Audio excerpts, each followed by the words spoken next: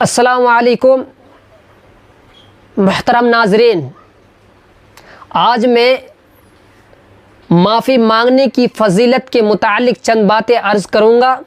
अल्लाह ताला से दुआ है कि अल्लाह ताला मुझे सच बोलने और उस पर अमल करने की तौफ़ीक़ अता फ़रमाए, आमीन।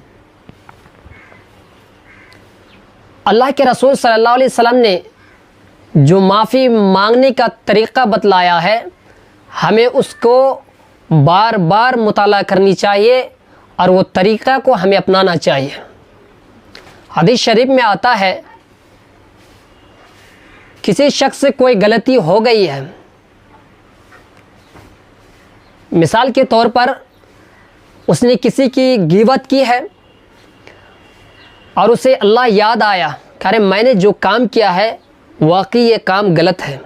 फिर वो शख्स उनके पास जाता है और नादिम और शर्मिंदा होकर उनके सामने खड़े हो जाते हैं और कहता है कि मुझसे गलती हो गई है, आप मुझे माफ़ फरमा दें। और सामने वाला ये देखता है कि ये शख्स आजिज़ और इनकिसारी के साथ बेबस होकर, लाचार होकर हमसे माफ़ी मांगने के लिए आया है। अगर वो शख्स उससे माफ़ कर देता है तो अल्लाह ताला फरमाता है कि हम उनकी ऐसी जगह में मदद करेंगे जहां उनको माफ़ी की ज़रूरत होगी।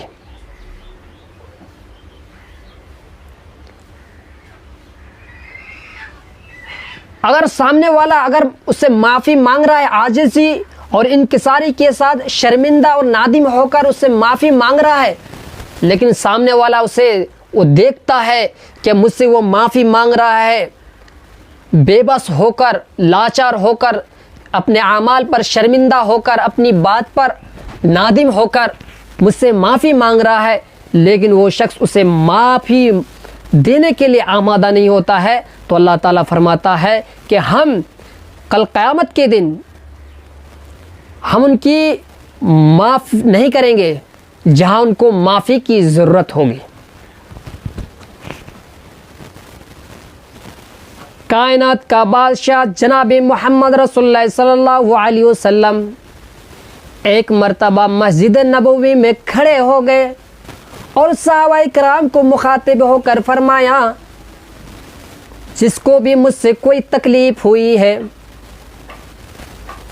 या किसी का कर्जा मुझ पर है या कोई मुझसे कोई पैसा या रुपया जायदाद में से, दौलत में से कोई चीज़ पाता है या किसी के ऊपर मैंने जुल्म किया है, तो वो आज मुझसे बदला ले ले, इसलिए कि मैं तुम्हारे दरमियान में बदला देने के लिए खड़ा हुआ हूँ।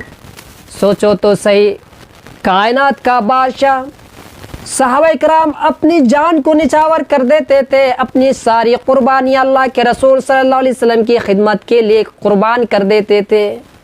वो बादशाह खुद ही सहाबाए किराम से मुखातिब होकर फरमाया, अगर किसी को मैंने कोई तकलीफ़ दी है तो आज वो बदला ले ले, इसलिए कि आज तो मैं बदला दे सकता हूँ, कल क़यामत के दिन मैं किसी को बदला नहीं दे पाऊँगा। आज जो चाहो, जो शख्स भी चाहे कि मैं मोहम्मद रसूलुल्लाह सल्लल्लाहु अलैहि वसल्लम ने मुझे कोई तकलीफ़ दी है तो आज वो खुलेआम बिला झिझक वो मेरे पास आया और मुझसे वो बदला ले ले।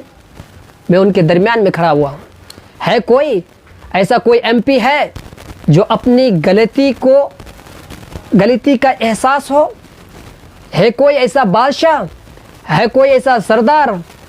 है कोई ऐसा ज़मींदार कि वो आकर कहे कि मुझसे जो कुछ हक पाते हो आकर वो हक ले ले? को है? आपको ढूंढेंगे तो एक दो मिल सकता, नहीं मिल सकता।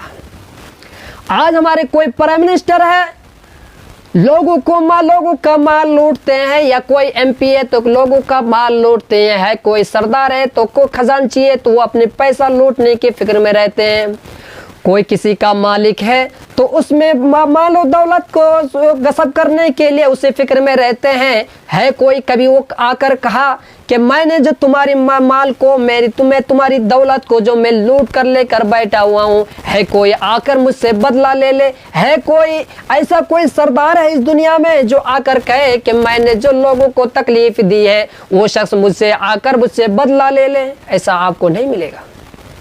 लेकिन कायनात का बादशाह के करैक्टर को देखेंगे तो आप हैरान और सजदा रह जाएंगे। एक शख्स ने कहा, अल्लाह के रसूल, मैं आपसे बदला लेना चाहता हूं, आपने मेरी कमर पर मारा था। तो अल्लाह के रसूल सल्लल्लाहु अलैहि वसल्लम ने अलग का, आ जाओ, बिला झिझक आ जाओ, कोई डरने की बात नहीं है, कोई खौफ नहीं है, आकर वो मुझसे बदला ले ले, मुझसे बदला ले ले। वो शख्स फौरन अल्लाह के रसूल सल्लल्लाहु अलैहि वसल्लम के पीठ के पीछे चले गए। आप सल्लल्लाहु अलैहि वसल्लम ने कहा, अब तुम बदला ले लो। उसने कहा, अल्लाह के रसूल, मैं तो बदला लूंगा, लेकिन कपड़े पर मैं बदला नहीं लूंगा, इसलिए कि जब आपने मुझे मारा तब मेरे बदन पर कोई कपड़ा नहीं था। आप जब तक मुझे मेरे अपने बदन से कोई अपना कपड़ा जब तक नहीं हटा लेंगे तब तक मैं आपको माफ़ नहीं करूंगा और मैं बदला लेकर रहूंगा। अल्लाह के रसूल सल्लल्लाहु अलैहि वसल्लम चादर ओढ़े हुए थे, लेकिन मेरे भाइयों, अल्लाह के रसूल सल्लल्लाहु अलैहि वसल्लम चादर ओढ़े हुए थे, चादर को हटा दिए। वो फौरन अल्लाह के रसूल सल्लल्लाहु अलैहि वसल्लम की मोहर नबुवत को चूम लिया। जब उसने मोहर नबुवत को चूम लिया, फौरन अल्लाह के रसूल सल्लल्लाहु अलैहि वसल्लम के सामने आजिज़ व इनकिसारी के साथ गिर पड़े और कहा, या अल्लाह के रसूल, मैंने आपकी गुस्ताखी की है, मैं आपसे बदला लेने के लिए मैंने ऐसा काम नहीं किया था, आप मुझे माफ़ कर दीजिए।